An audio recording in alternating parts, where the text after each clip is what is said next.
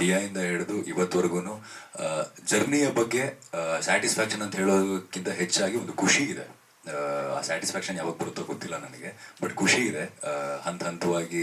ಯಾಕಂದರೆ ನನ್ನ ತಲೆಯಲ್ಲಿ ಒಂದಿದ್ದು ಮಾಡಿದ ಜಾನರ್ ಸಿನಿಮಾಗಳೇ ಮತ್ತೆ ಮಾಡಬಾರ್ದು ಆ್ಯಂಡ್ ಮಾಡಿದ ಪಾತ್ರವನ್ನೇ ರಿಪೀಟ್ ಮಾಡಬಾರ್ದು ಅನ್ನೋದು ನನ್ನ ತಲೆಯಲ್ಲಿರುವಂಥ ಒಂದು ಗಟ್ಟಿಯಾಗಿ ನಾನು ನಂಬಿರುವಂಥದ್ದು. ಮತ್ತು ಅದನ್ನು ಆ ದಾರಿಯಲ್ಲೇ ನಾನು ಮುಂದೆ ಸಾಗ್ತಾ ಇದ್ದೀನಿ.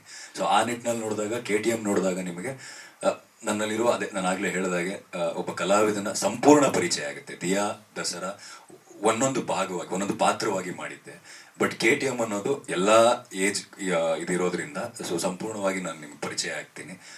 ಈ ಸಿನಿಮಾ ಚೆನ್ನಾಗಾದರೆ ಮೋಸ್ಟ್ಲಿ ಮುಂದಿನ ದಿನಗಳಲ್ಲಿ ನೀವು ಹೇಳಿದ ಹಾಗೆ ಆ ಸ್ಯಾಟಿಸ್ಫ್ಯಾಕ್ಷನ್ ಬರ್ಬೋದೇನೋ, ಬಟ್ ಸದ್ಯಕ್ಕೆ ಹೋರಾಡ್ತಾನೆ ಇದ್ದೀನಿ, ಪ್ರತಿದಿನ ಹೋರಾಡ್ತಾ ಇದ್ದೀನಿ.